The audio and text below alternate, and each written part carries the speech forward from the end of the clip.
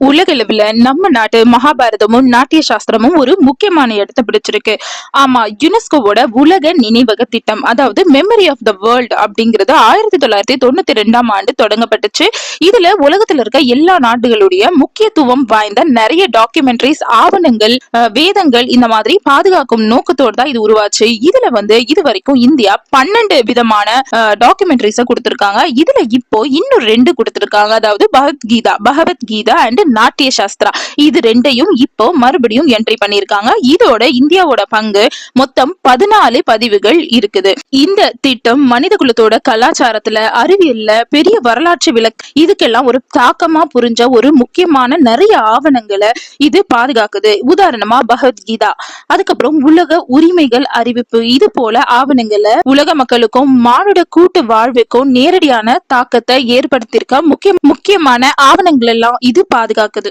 இந்த திட்டத்தோட முக்கியமான நோக்கம் வரலாற்று ஆவணங்கள், கைப்பதிவு, அதுக்கப்புறம் தொகுதிகள் இதெல்லாம் பாதுகாத்து பூர்வமான முறையில ஆராய்ச்சி செய்யற முக்கியமான விஷயங்களை இது பண்ணுது. பொதுவா எல்லாருக்கும் இது கிடைக்கிற மாதிரி இதுக்கப்புறம் இன்டர்நெட்ல, புத்தகங்கள்ல கூட, அருங்காட்சியகங்கள்ல கூட இது போன்ற முக்கியமான விஷயங்களை பகிரப்பட்டு பயன்படுத்தலாம் அப்படின்னு சொல்லிருக்காங்க. இது வரைக்கும் இந்தியா மொத்தம் 14 பதிவுகளை கொடுத்திருக்காங்கன்னு சொல்லியிருக்கோம். இதுல என்னென்ன பதிவுகள் அப்படின்னு பார்க்கலாம். ரிக்வேதா, நம்ம எல்லாருக்கும் தெரியும், வேதங்கள்ல 4 வேதங்கள் இருக்கு. ரிக், யஜுர், சாம, அதர்வன வேதம். இதுல முதல் வேதம் ரிக்வேதா. இதுதான் இருக்கிறதுலயே பழமையான வேதம்னு கருதப்படுது. இந்த ரிக்வேதமும் இருக்கு. அதுக்கப்புறம் பழைய புத்த மத எழுத்துக்கள் இருக்கிற நூல்கள், அந்த மாதிரி ஒரு மேனஸ்கிரிப்ட்ஸ். அதுக்கப்புறம் அபினவகுப்தரின் நூல்கள். இது 940 இருந்து 1015 இந்த வருஷங்களை சேர்ந்தது. அதுக்கப்புறம் பாலா காலத்து புத்த நூல்கள். பாலா காலம் அப்படிங்கிறது 8ஆம் நூற்றாண்டுல இருந்து 9ஆம் நூற்றாண்டு வரைக்கும் இருக்கிற காலகட்டம். அவர் வாழ்ந்தது. இந்த காலகட்டத்துக்கு உண்டான புத்த நூல்களும் இருக்கு. இந்த நூல்கள் எல்லாமே சேர்த்து தான் 14 நூல்கள். அதாவது பரத முனிவர் எழுதிய பரத நூலும், நாட்டிய சாஸ்திரா, அதாவது நாட்டிய சாஸ்திரா அண்ட் மகாபாரதா, இது எல்லாத்தையும் சேர்த்து 14 நூல்கள், அதாவது 14 பதிவுகளை கொடுத்திருக்காங்க இந்தியா. இதுல இப்போ நம்ம பகவத்கீதா பத்தி பார்ப்போம். சோ பகவத்கீதால பீஷ்ம பர்வா அப்படிங்கிற ஒரு பகுதியை கொடுத்துதான் இப்போ பதிவு பண்ணிருக்காங்க. பீஷ்ம பர்வா அப்படிங்கிறது சாப்டர் 23 இருந்து 40 வரைக்கும் மகாபாரதால வருது. இது எதை குறிக்குது அப்படின்னா, பகவத்கீதை அப்படிங்கிறது ஒரு தனிப்பட்ட நூல் இல்ல, இது மகாபாரதத்தோட ஒரு பகுதி. அதிலேயே பீஷ்ம பர்வா, அதாவது அதிகாரம் 23 இருந்து 40 வரைக்கும் ஒரு பகுதியில இருக்கு. சோ இது பாத்தீங்கன்னா ஒரு போர் தொடங்குறதுக்கு முன்னாடி பகவான் கிருஷ்ணர் அர்ஜுனனுக்கு தர்மத்தை விளக்குற ஒரு பகுதியா இருக்குது. இதுக்கப்புறம் பகவத்கீதையோட வடிவம் அப்படிங்கிறது பாத்தீங்கன்னா ஒரு கான்வர்சேஷன் மாதிரி இருக்கும், உரையாடல் மாதிரி இருக்கும். நம்ம எல்லாருக்கும் தெரியும், அர்ஜுனருக்கும் கிருஷ்ணருக்கும் இடையே நடக்கிற ஒரு உரையாடல் தான் இது. குருட்சேத்திர மேடையில நடைபெறதா அமையும். இந்த அர்ஜுனர் தர்ம சந்தேகத்துல இருக்கும்போது கிருஷ்ணர் ஆன்மீக தர்மத்தையும் கடமையும் விளக்குறாரு.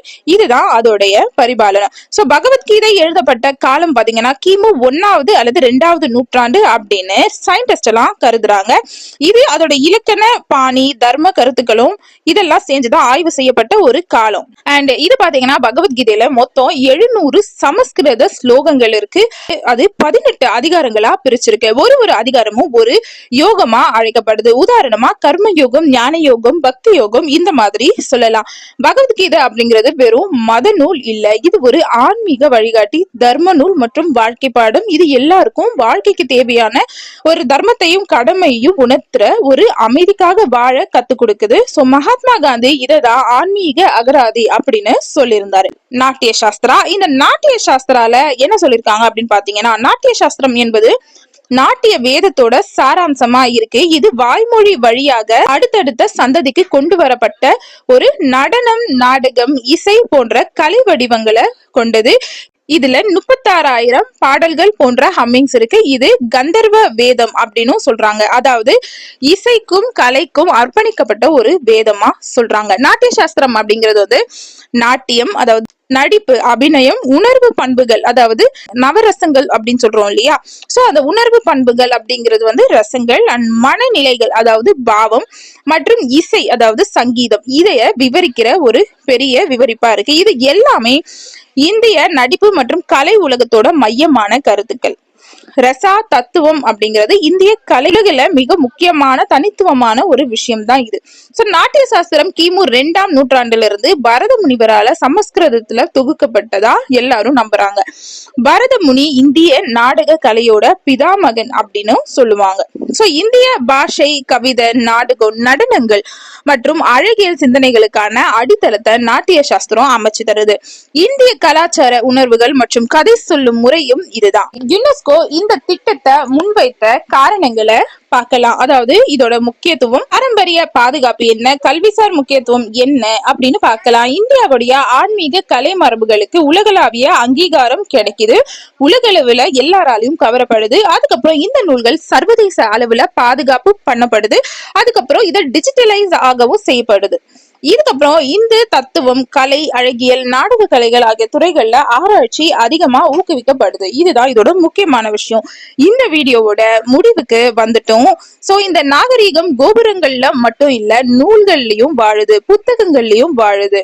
இது பாரம்பரியத்தை சர்வதேசமா சந்திக்கிற ஒரு புதிய வாயிலா மாறுது, ரொம்ப முக்கியமான விஷயமா மாறுது.